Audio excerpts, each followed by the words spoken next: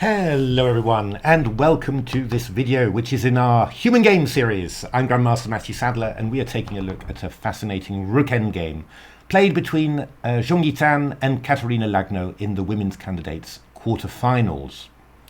So this was one of the classical time control games, and Tan-Lagno had played a pretty solid opening looking to neutralise white, but white had made a number of inaccuracies, lost a pawn, and ended up in this rook ending a pawn down. Now yeah, all rook endings are drawn, and this one does have the feeling of a typical scenario brewing up. And that's mainly that, I mean, these pawns on a7 and b7, they'll probably get, one of them will get exchanged for the pawn on a4. Black will have that pass pawn on the queen side, but white will slot the rook behind it, both stopping the pawn from queening by itself and also attacking the black kingside pawns along the 7th rank. And why is that important? The important thing is that, you know, a black rook cannot force through a pass pawn like that by itself. You need the black king to wander over to the queen side. But whilst the black king is wandering over to the queen side, white's going to grab some kingside pawns. And then whilst black is hopefully helping that pass pawn to queen, white's going to be launching pass pawns, launching its king against the black structure and trying to create a queen of its own. A thrilling scenario, less so for engines that calculate it all properly, but yeah, in human games these are often quite fraught. But in general, you know, if you look at all the the classical examples in the endgame books, then you know, these sort of scenarios are really thought to be drawn. And you know, looking at the white position, there's nothing so amazingly terrible for white that you think, you know, this won't work here either for white. There are, however, a couple of interesting factors. I mean, first of all, white hasn't yet realised concretely that exchange of queenside pawns. So, yeah, you know, white's still got to ensure that that happens. The second thing is that the classical examples that you see in endgame books are normally 3 on the king side against 3. And, well, you would have thought that the extra pawn, you know, 4 against 4, would help black, because that just makes it, you know, white's got to do more work to clear the king side, to be able to create a pass pawn then, and also to allow the white king in for counterplay. So, yeah, you know, you would have thought that would sort of slow white down a little bit. The other thing as well is the pawn structure on the king side for white is not ideal. Yeah, with the pawns arranged like this, e4, f3, g2, the base of white's pawn structure is on g2, which means that the white king's going to have to hang around there to protect it, which probably means g3, which is a little bit out of the way. I mean, in the classical examples, you often see pawns arranged f2, g3, h4, and then, you know, the base of the kingside pawn structure can be defended from e3, which is a much nicer square for the white king. So yeah, you know, there's a number of little factors there where you say, well, you know, they might sort of make white be a little bit more cautious, but in general you would expect white to be able to hold this. And you know, it starts off perfectly fine. h4 was played by white. Pretty good move, stopping black from gaining kingside space with g5. That's, you know, pretty much an orthodoxy for the defending side in such positions. Probably wasn't necessary absolutely immediately. The engines just wanted to play a5 to threaten something like a6 straight away. For example, if you go g5, I go a6, rook a5, king g7, and then h4. And then, well, g4 was what the engines were playing. If gh, I go king h2, and, well, I'm going to start taking pawns either on the queen side or the king side. And the engine just didn't think that those doubled a pawns were worth very much at all. So that's, you know, a5 was threatening a6, and if you go a6, now I go h4, and then I go rook c7. And you know, the beauty of this is that, and you can compare it to the game, is that this rook on the 7th rank, it's got a number of squares to both attack b7 and the f7 pawn. It can do it from c7, but it can also do it from d7 and e7. And yeah, that's very important in endgames with limited material, because you don't want to end up in a situation where you've only got one square to attack something from, and that's keeping your position alive basically. If that defensive structure was broken, then you'd lose, because that's how Zugzwangs come up, and Zugzwangs, well, they're the currency of the superior side in endgames. And I mean here basically, yeah, I mean I had the lots of engine games from here, but they will end up drawn. White can just wait basically, and when black takes the A pawn, I take the B pawn, go behind it, and yeah, you know, it's good enough for a draw basically. So A5 was probably the best, but H4, nothing wrong with that. Black played G6, King H2, fine. A5 would you know, would have been fine too. King G7, and you know, black's elevating the king, just getting it a little bit more into the game. So white reacts with King G3, and oh my goodness, this happens to be an absolutely enormous error. So natural, a real reflex reaction to King G7. I go King G3. But what it does, it gives black the opportunity to fix the queenside pawn structure and prevent white, or rather take the power away from white to exchange off a queenside pawn on white's terms. Now it's only going to happen on black's terms. And black could play not rook b4, as in the game unfortunately, but b6, rook c7 and a5. Now before I get on to why that's so strong, let's just check why it wasn't possible before. After h4, if you'd gone b6, I would actually have given a rook check and gone rook c7, and I'm attacking f7 and a7. I'm getting a pawn back straight away. After g6, king h2, I play king g7 here. I could play b6, but then rook c8, king g7 and a5 still allows white to swap off a queenside pawn, and this is still going to be drawn. It's a little bit less good for white because black's actually got a b pawn rather than an a pawn. Why is that important? Well, if you just think about it, you know, this black king's got to come over to the queen side. The b pawn is closer than the a pawn, you know, so that's one important thing. You can also hide on either side of it. You know, you can hide on the a file or the c file, or you can pop your head out on either of those two files. Whereas on the a file, you know, you can easily be cut off. So, you know, that would be a bit of an improvement for black. But still, my engines were you know, holding it like that. f4 even, king g3, and yeah, g4 actually. Engines playing very aggressively there, just actually just trying to move the kingside pawns as far forward as possible. And well, Dragon actually ended up swapping off like this, but obviously rook and 4 versus rook and 3, this is just going to be a draw. So b6 allowed rook c8 check, but of course, you know, when you play king g7, there's no rook c8 check anymore, so now white has to go a5. But yeah, king g3 played, not rook b4, b6, rook c7 and a5. And I'll just play a couple of extra moves and then we'll consider the position. You know, why is this so much better for black than the other lines? Well, the point is that white only now has one square from which white can attack the king side, f7, and the b pawn, which is now on b6. That's rook b7. That means that if that rook moves away, if it moves to the 8th rank, then the black king is free to move. If black moves to the away to the 7th rank, black can play rook b4 takes a4.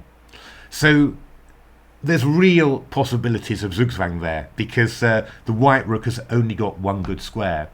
And, you know, another very important thing here is that, you know, the power about when to exchange off and go into a pass pawn scenario is now completely in black's power.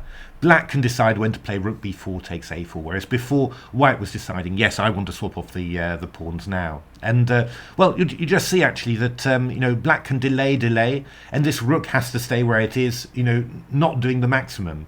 So that's, you know, another big element of extra flexibility for black, and actually this is enough to turn this position into a complete win for black, which is quite shocking, and just shows, you know, how yeah, being alert in these type of endings can make so many points. Let's have a look at some winning methods. I threw this endgame both to dragon and to stockfish, and they came up with 2 different ways of winning. So I'm going to have a look at dragons first, and then afterwards we'll have a look at stockfishes, both very instructive. So dragon played h5 straight away, and actually dragon's going straight for a zugzwang. Let's just have a look at what sort of moves white actually has in this position. f4 was the main move. If you play king f4, for example, just trying to stop the black king from moving in, then I just take this pawn and I come back to a2. So I grab a pawn, grab the a pawn, and then I'm going to be 2 pawns up in the endgame, which is just winning. If you go king h3, I just go rook b4, king g3, king e5, rook f7, and now rook a4. And these scenarios are just completely winning for black. I mean, 2 passed pawns on the queen side, you know, that's just huge. You know, it's way more than just one. And you can just advance, you know, b5, b4, rook a3, b3, a4, rook a2, b2. Nothing white can do to stop that. If you go rook b8 here, then you're no longer attacking f7, so I'll just go king e5. And if you go rook b7, I'll go rook b4, and we've seen this position before. You know, it's just you know, just having this possibility of having 2 connected passed pawns on the queen side just gives black so much more freedom in terms of dashing to the king side already. You know, it's so what did white do? What was the main line? That was f4. And that's more or less the only way to stop the black king from entering. But now what's really interesting is that in this pawn structure, black can actually choose to liquidate the queenside pawns, because the fact that these pawns are vulnerable along the 4th rank, either e4 or f4, and the fact that the white king has to stay on the 3rd rank to defend them, gives black huge number of extra tempi for advancing this a pawn in the optimal fashion, defended in the optimal way. So that's rook b4, and then let's have a look at king f3. It doesn't really make much difference. Rook takes a4, takes a little shimmy, nobody understands why, and now rook b4, rook a6, a4, and after rook a7 we go rook b3 check, king f2, a3. You can just see it was completely inevitable that black would be able to protect the a pawn from the side and advance it to a3 with gain of tempo.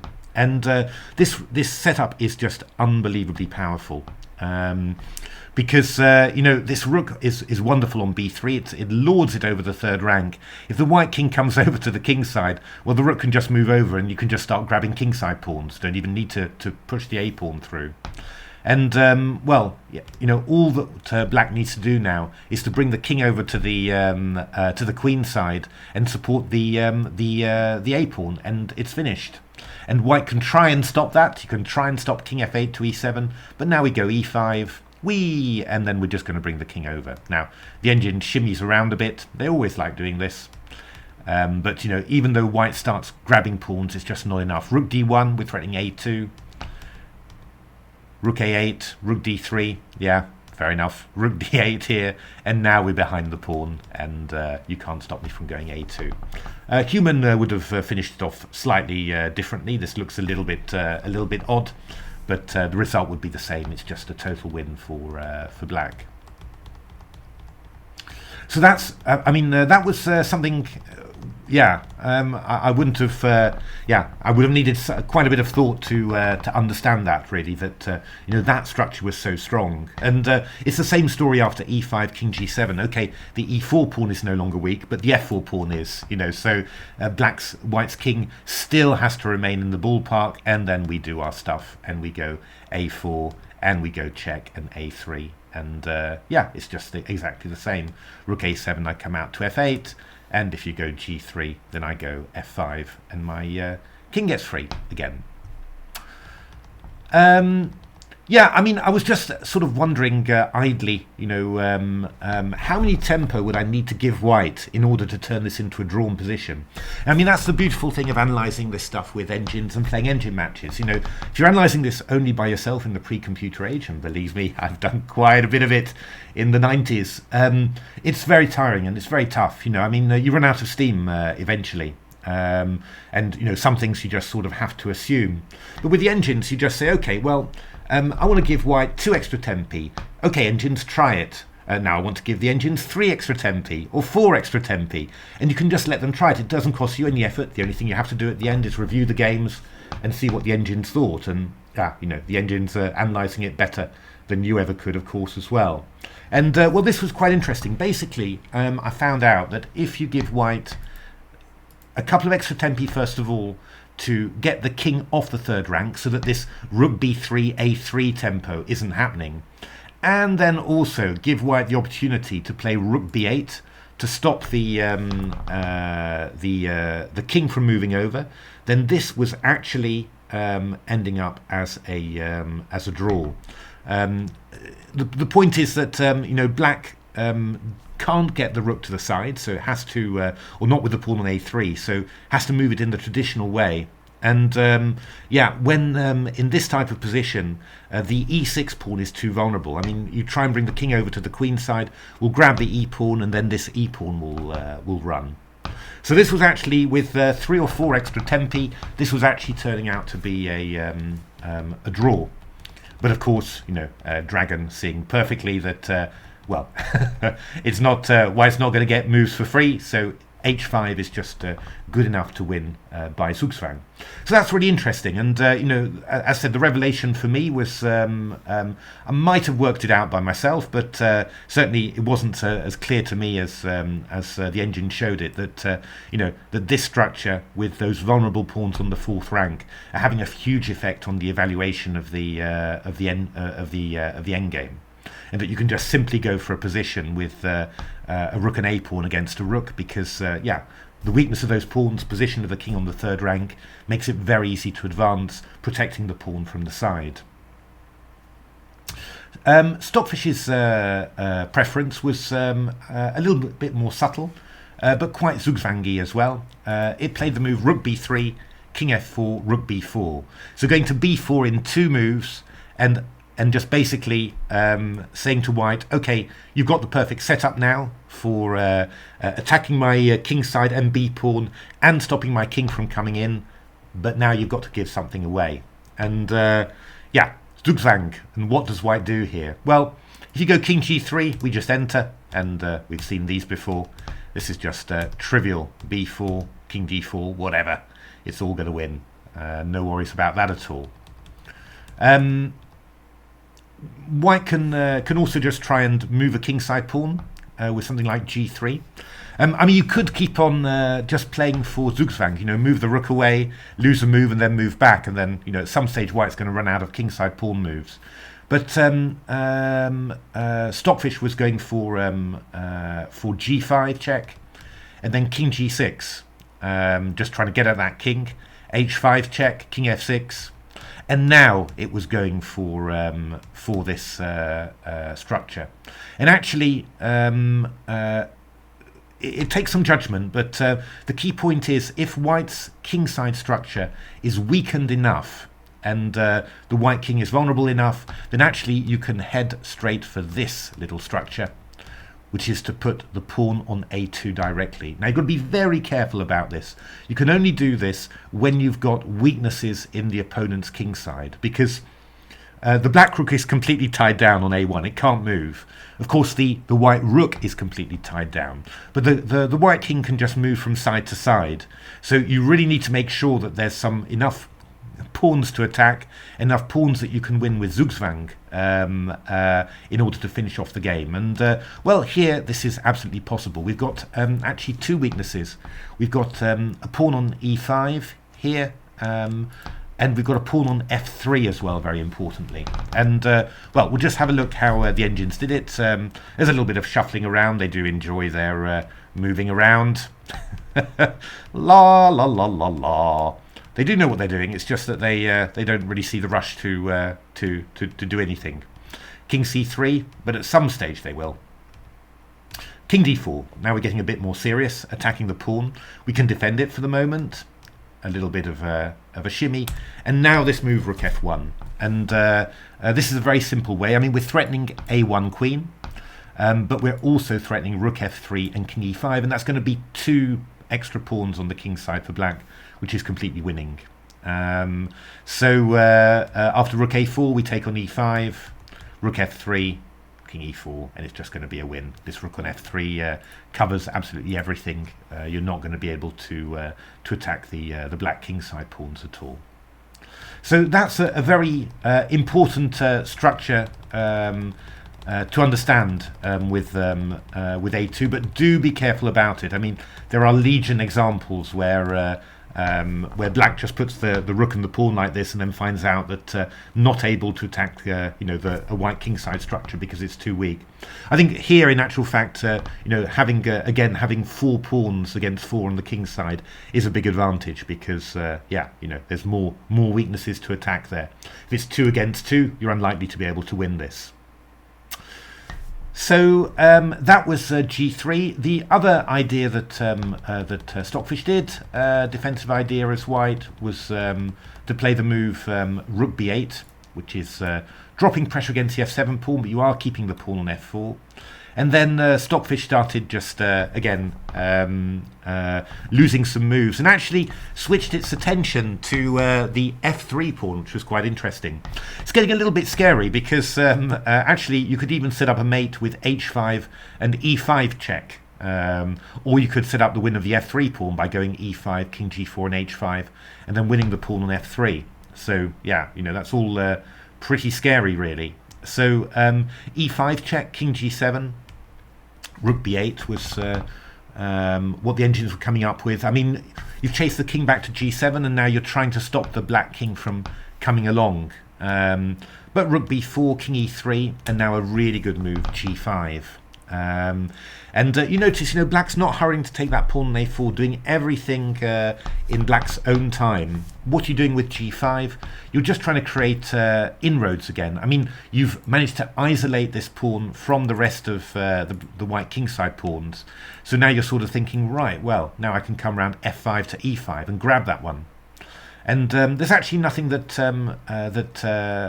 white can do about this. If h5 will go g4, and if you go f4, then I just take. And the point about it is that I've got this pawn on g3 to attack. I've got 2 weaknesses to attack now, and I can just having a rook on b3, looking at both sides, defending a pawn on a3, attacking a pawn on g3. It's just absolutely huge. White's never going to survive that.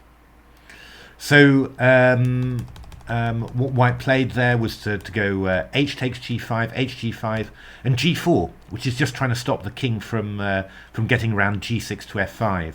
But we've got this weakness on e5. We've got the weakness on f3 again. So actually, white just ends up going, black just ends up rather going for this same structure again, a4, a3. King's got to run over to g2 just to avoid any tricks there, because we're threatening this move rook h1, very typical. Rook takes a2, rook h2 check, picking up the rook. King g2, you've made sure that you've got this position whilst the black king can still move to f8, because if it was white to move in this position, rook a8 would actually be a draw. But after king f8, rook a8 check, king e7, we're just going to get round again. And we're going to organise it so that we attack this pawn. The king is over on h2. We end up playing attacking the f3 pawn. We're going to end up with 3 against 1 on the king side, and that's just going to be winning.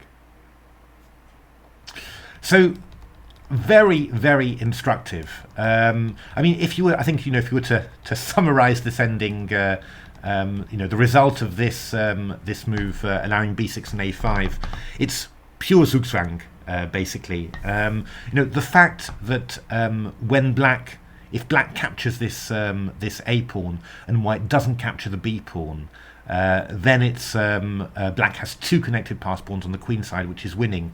That gives white a huge amount of freedom with that gives black a huge amount of freedom with the king to invade as early as possible. And the fact that white has only got one square now to attack the king side and the b pawn, that leads to zugzwangs. Of course, there's only a limited amount that the white king can do, and well, there's other stuff like the king side pawns. So I mean, that's the essence of the endgame, and yeah, I mean, it was really a huge mischance for Katarina-Lagno in this game, because I mean, especially in a short match. I mean, obviously every win is crucial, but also winning games like this, I've always found the psychological effect on myself to be quite big, when you lose a game that you think, really, endgame technique, such a simple looking position, and I lost it. It's always found those sort of losses to be very hard to take. So I think it would have been a very big psychological blow. But yeah, Lagno played rook b4, and then basically forcing white to play a5. And after that. Zhongyi Tan defended, very, very well. Put the rook on b7, attacking f7, pawn on b6, and then actually just started nibbling away at the black king side to make inroads in there. Played it very well, and drew very comfortably, but obviously a huge mischance before. Yeah, what's the moral of this story? I mean, being alert first of all during the games. I think is very important. Yeah, this is what Magnus Carlsen does so well. He's always believing that he can win. It's what Karpov did brilliantly in his time as well. Always believing in themselves that they can force wins, and then they're always alert to these sort of chances. The other thing is simply, yeah, to know these sort of rook endings and understand what the essence of them is, because obviously, yeah, you're more alert about this type of endings when you've studied similar ones beforehand. So there we are. Remember this. This could be immensely useful in your own games. So there we are. Hope you enjoyed that. I had a great time analysing it with the engines, I have to say. If you enjoyed the video, why not give a like, subscribe to the channel, take a look at my new book and Chessable course, The Silicon Road to Chess Improvement, which is both lots of engine games analysed and also lots and lots of ideas about how to use engines for analysis and as a training partner. Essentially everything that I do analysing games for this channel, I explain how to do in the Silicon Road to Chess Improvement. And I can tell you, now that I do this, I wouldn't ever go back to how I used to analyse before. I think I've really found some beautiful ways of analysing and using engines to the maximum degree. And well, I think it will improve anyone's game to look at that. So do take a little look at the book. There's plenty of sample pages, and the Chessable course. There's a lovely introduction as well to it on the Chessable site. So do take a look at that. Ideal present for Christmas as well, for yourself, if not for someone else. But anyway, thanks very much for watching. Have a happy, Merry Christmas. And hope to see you at the next video. Thanks for watching.